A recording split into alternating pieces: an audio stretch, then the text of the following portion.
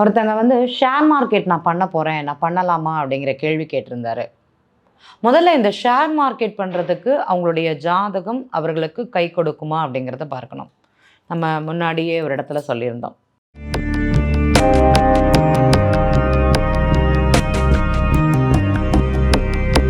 ரகசிய உண்மை நண்பர்களுக்கு வணக்கம். 5ஆம் பாவகம் 8ஆம் பாவகம் சம்பந்தப்படக்கூடிய நண்பர்களுக்கு ஷேர் மார்க்கெட் பண்ணக்கூடாது அப்படிங்கிறத கண்டிப்பாக பண்ணக்கூடாது. அதே மாதிரி ஷேர் மார்க்கெட்டுக்கு தகவல் தொடர்பு அப்படிங்கிறது ரொம்ப முக்கியம்.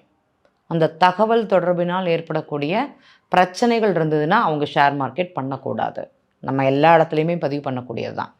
3-8 சம்மந்தப்பட்டது, 5-8 சம்மந்தப்பட்டதுன்னா ஷேர் மார்க்கெட் பண்ணக்கூடாது.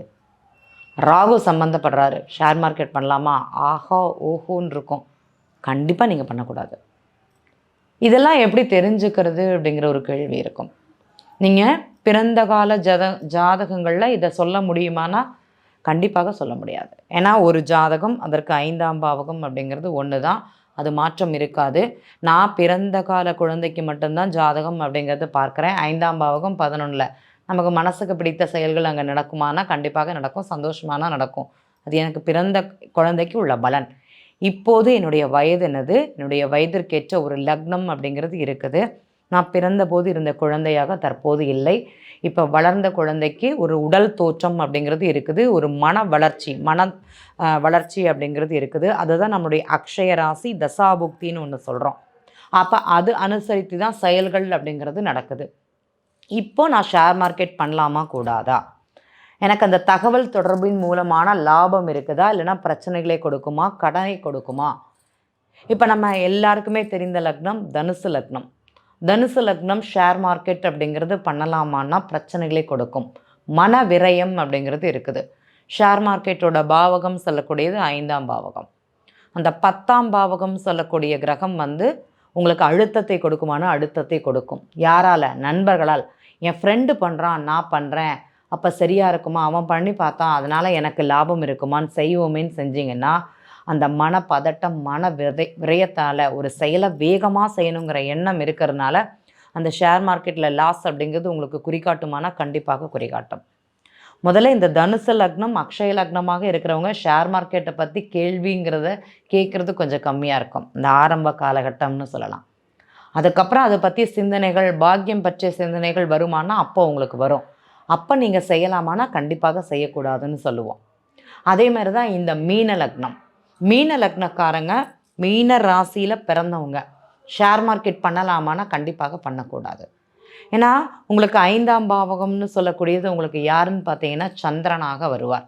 அந்த சந்திரன் வந்து ஒரு ஆசோலேஷன் மைண்டை உங்களுக்கு உருவாக்கும். ஷேர் மார்க்கெட்டில் பிரச்சனைகளை கொடுக்குமான்னா கண்டிப்பாக கொடுக்கும். நான் இங்கேருந்து ஒரு ஷேர் ஃபிக்ஸ் பண்ணி போகணுன்னு வாங்குறதுக்கு நான் போவேன்.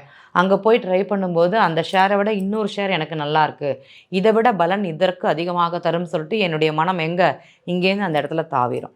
மன மாற்றம் அப்படிங்கிறது இருக்கும். அதனால் ஒரு ஷேர் மார்க்கெட்டில் இன்வெஸ்ட்மெண்ட் பண்ணக்கூடிய தன்மை உங்களுக்கு கண்டிப்பாக இருக்காது. என்னுடைய லக்னம் மிதுன லக்னம் போகுது. அதில் ஏஎல்பி நட்சத்திர புள்ளின்னு சொல்லக்கூடியது திருவாதிரை நட்சத்திரம். நான் ஷேர் மார்க்கெட் பண்ணலாமான்னு ஒரு கேள்வி கேட்டிங்கன்னா கண்டிப்பாக கூடாது. ஏன்னா ராகு கேதுவுடைய நட்சத்திரம் போகும்போது ஷேர் மார்க்கெட் செய்யக்கூடாது அப்படிங்கிறது தான் உண்மை. அதில் பிரச்சனைகளை கொடுக்குமானா கண்டிப்பாக கொடுக்கும்னு சொல்லுவோம். நீங்கள் ஷேர் மார்க்கெட் பண்ணுறது ஒரு விரயத்தை ஏற்படுத்தும். தற்போது மிதுன லக்னம் அக்ஷய லக்னமாக இருக்குது. எனக்கு நான் இன்வெஸ்ட்மெண்ட் பண்ணுறேன், பிஸ்னஸில் பண்ணுறேன்னு சொன்னீங்கன்னா அங்கே உங்களுக்கு நல்ல லாபத்தையோ ஒரு முதலீடுகளையோ பண விரயத்தையே தான் கொடுக்குமானா இருக்கும். ஏன்னா திடீர்னு ஒரு ஃபாரின் சம்மந்தப்பட்டது, வெளிநாடு சம்மந்தப்பட்டது எதையாட்டி ட்ரை பண்ணால் கூட உங்களுக்கு ஒரு ப்ரெஷர் இருக்கும், அழுத்தம் இருக்கும். பண்ணக்கூடாது அப்படிங்கிறது தான் உண்மை. சரி, சிம்ம லக்னம் நான் ஷேர் மார்க்கெட் பண்ணலாமா? பெரும் பணத்தை இழக்கக்கூடிய யோகம் உங்களுக்குன்னு சொல்லலாம், இழப்புன்னெலாம் சொல்ல மாட்டோம். பெரும் பணத்தை இழக்கக்கூடிய ஒரு தன்மை உங்கள் ஜாதகத்துக்கு இருக்குதானா இருக்குது. ஷேர் மார்க்கெட்டை பொறுத்த வரைக்கும் 5-8 3-8 சம்மந்தப்பட்டதுன்னா கண்டிப்பாக பண்ணக்கூடாது. இல்லை நான் ஷேர் மார்க்கெட்டில் பண்ணுறேன், நான் அடுத்தவங்களுக்கு அதை அட்வைஸ் பண்ணுறேன், நான் அதில் இன்வெஸ்ட்மெண்ட் பண்ணலைன்னா உங்களுக்கு யோகமாக இருக்கும். நம்ம சொல்லக்கூடிய இந்த ஜாதகர்கள் எல்லாமே தன்னுடைய சொந்த முதலீடு அப்படிங்கிறத போடாமல் நான் அடுத்தவங்களுக்கு அதை உபதேசமாக செய்கிறேன், கமிஷன் மூலமாக எனக்கு அது வருமானத்தை கொடுக்குது அப்படின்னா சரிதான், உங்களுக்கு அது யோகத்தை கொடுக்கும், வருமானத்தை கொடுக்கும்னு சொல்லலாம். எந்தவித மாற்றம் அப்படிங்கிறதும் கிடையாது. நிறைய ஷேர் மார்க்கெட்டை பற்றி பேசலாம். இந்த லக்னக்காரங்கன்னு மாத்திரம் கிடையாது.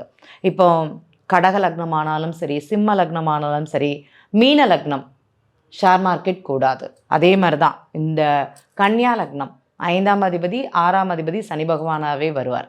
அவர் ஷேரில் நல்லதை பண்ணுவாரா? திடீர் அவர் நீதிமானாக்கும் படிப்படியான வாழ்க்கை முன்னேற்றத்தை தான் உங்களுக்கு கொடுப்பாரே தவிர ஒரே தடியாக ஒரு ஏற்றம் அப்படிங்கிறது படிப்படியாக ஒரு படியாக தான் ஏறி வரணும். ஷேர் மார்க்கெட்டை பொறுத்த வரைக்கும் நிறைய பிரச்சனைகள் இருக்குது. நீங்கள் லாட்ரி யோகம்னு ஒரு கேள்வி கேட்கலாம். அப்படியெல்லாம் கிடையாது. நிறைய பேர் லாட்ரி எடுத்து ஜெயிச்சிருக்காங்க. எத்தனை பேர் லாட்ரியில் பணம் எடுத்து நான் இத்தனை லட்சம் இத்தனை கோடி சம்பாதிச்சுன்னு சொல்லக்கூடிய நபர்கள், எத்தனை பேர் கோடிகளை இழந்த நபர்கள், வரிசைப்படுத்தி பாருங்கள். உங்களுக்கு தெரிஞ்சவங்களே நிறைய பேர் அப்படி தான் இருப்பாங்க. நீங்களே கூட இருக்கலாம். மாதத்துக்கு இத்தனை லாட்ரி வாங்கி தோற்று போகக்கூடிய நண்பர்கள் தான் அதிகம். நான் 10,000 ரூபா லாட்ரி வாங்கினேன் அப்படின்னா அதில் 1000 ரூபா உங்களுக்கு கிடச்சிருக்கும். நானாக இருந்தாலும் சரி, நீங்களாக இருந்தாலும் சரி. அது சில குருட்டு அதிர்ஷ்டங்களை சில காலங்களில் மட்டும்தான் நமக்கு கொடுக்கும்.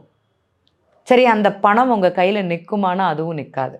யாராட்டையும் நம்ம கையிலேருந்து வாங்கிட்டு போயிடுவாங்க. ஒரு நோயை கொடுக்கக்கூடிய தன்மை அப்படிங்கிறது அந்த இடத்திற்கு அந்த பணத்தோட தன்மைங்கிறது நமக்கு செலவாகும். நான் என்ன சொல்வேன்னா, எனக்கு ஷேரும் வேண்டாம், எனக்கு இதுவும் வேண்டாம், எனக்கு எதுவுமே வேண்டாம், நான் நிம்மதியாக வாழ்ந்துட்டு போவேன் தான் நான் நினப்பேன். ஏன்னா இங்கேருந்து இங்கே வாங்கிட்டு அதற்கு பிறகு நோய்க்கும் கடனுக்கும் அது விரயம் செய்யக்கூடிய ஒரு தன்மைங்கிறது என் ஜாதகத்தில் வேண்டாம் அப்படிங்கிற தன்மை தான். இதையே சிலர் பிஸ்னஸாக வச்சுருக்காங்க. அவங்க எந்த ஷேரில் பண்ணுறாங்க அப்படிங்கிறத நம்ம தெரிஞ்சுக்கணும். சிலருக்கு லாங் டைம் ஷேர்னு சொல்லலாம், அதில் இன்வெஸ்ட்மெண்ட் பண்ணுவாங்க. சிலர் குறுகிய கால ஷேரில் இன்வெஸ்ட்மெண்ட் பண்ணணும். அவங்களுடைய ஜாதகத்தில் அது குறிகாட்டுமானா கண்டிப்பாக காட்டும். நாங்கள் அவங்களுக்கு சொல்லியிருக்கோம், ஐயா இந்த மாதிரி ஷேரில் இத்தனை காலகட்டத்திற்கு மட்டுமே நீங்கள் செய்ய வேண்டும் அப்படிங்கிறது. அவங்களுடைய ஜாதகத்தில் இந்த கோச்சார கிரகம் ஜாதக நிலை நல்லா இருந்தால் மட்டுமே அவருக்கு செய்யக்கூடிய அறிவுரை.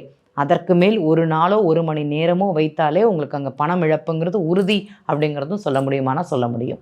ஏன்னா இன்றைய காலங்கிறது லைவ் மேப்பு. இந்த காலகட்டத்தில் தான் நான் நடக்கிறேன், நிகழ்கிறேன், இதில் என்ன நடக்கும் அப்படிங்கிறது உங்களுடைய ஜாதகம் உங்களுக்கு குறிகாட்டும்.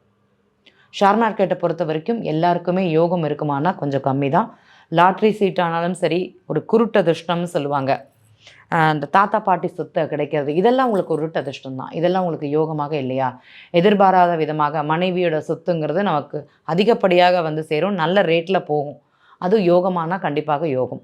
பேரனுக்கு பாட்டியோட கொள்ளு பாட்டியோட சொத்தோ ஒரு யோகமோ அவங்களுக்கு கிடைக்குமானா அதுவுமே அவங்களுக்கு ஒரு குருட்டு அதிர்ஷ்டம்னு சொல்லலாம். இந்த லாட்ரி விழும் பார்த்திங்களா, திடீர்னு 100 ரூபாய்க்கு லாட்ரி எடுத்தேன் 10,000 ரூபா விழுந்தது, அதுவுமே குருட்டு அதிர்ஷ்டம் தான். அவங்க எவ்வளவு இன்வெஸ்ட்மெண்ட் பண்ணியிருக்காங்களோ, எவ்வளவு அவங்களுக்கு லாபம் கொடுத்துருக்குதோ அந்த அளவுக்கு தான் திருப்பி கிடைக்கும்னு சொல்லலாம். அது சில ஜாதகங்கள் மட்டும் சில காலங்களில் மட்டுமே. இதையே நம்பி அந்த வாங்கின பணத்தை மொத்தையும் அவர் அப்படியே இழக்கக்கூடிய தன்மை தான் அதிகம். நானும் பார்த்துருக்கேன். 10,000 ரூபா லாட்ரியில் அடித்தது, 20,000 ரூபாய்க்கு லாட்ரி வாங்கினீங்களா? 15,000க்கு வாங்கியிருக்கேன் மேடம் பாரு. சரிங்க, நல்லது அப்படின்னு தான் சொல்லுவோம். ஏன்னா அந்த விழக்கூடிய யோகம் அப்படிங்கிறதே கிடையாது. இப்போ புதுவுடைமூர்த்தி சார் ஒரு வீடியோவே போட்டிருப்பாங்க. ஷேரில் இத்தனை லட்சம் ரூபா போட்டு ட்ரையல் பார்த்தே நாங்கள் 75,000 ரூபா ஒரு ப்ரெடிக்ஷனுக்காக ஒரு கால கணிதத்துக்காக தோற்றது அப்படிங்கிறது சொல்லலாம். உண்மையானா கண்டிப்பாக உண்மை. அவங்க பணம் இழப்பு இருக்குதுன்னா நீங்கள் எவ்வளோ போட்டாலுமே அங்கே இழப்பு அப்படிங்கிறது இருக்கும். அது ராகுன்னு சொல்லலாம். ராகுவுக்கு தலை மட்டும்தான் இருக்கும், கேதுவுக்கு தான் உடல். அதனால தான் ராகு வாயில் எவ்வளோ போட்டாலும் விழுங்கி கொண்டே இருக்கும். திருப்பி கிடைக்குமானா திருப்பி கிடைக்காது. ஓகேங்களா? ஷேர் மார்க்கெட்டை பொறுத்த வரைக்கும் ராகு அப்படிங்கிறத மாத்திரம் ஞாபகம் வச்சுக்கோங்க. அது என்னது, உடம்பு இல்லாததுனால நீங்கள் அந்த வாயில் எவ்வளோ வேணால் போடலாம், போய்கொண்டே இருக்கும் அப்படிங்கிறது உண்மை. ஷேர் மார்க்கெட் பண்ணுறீங்கன்னா கொஞ்சம் கவனமாக பார்த்து செய்ய வேண்டும். எந்த காலகட்டத்தில் பண்ணலாம்? நான் அட்வைஸாக அடுத்தவங்களுக்கு டீச்சிங் பண்ணிட்டுருக்கேன், அட்வைஸ் பண்ணிட்டுருக்கேன், பண்ணலாம். உங்களுக்கு யோகத்தை கொடுக்குமானா கண்டிப்பாக கொடுக்கும். நன்றி.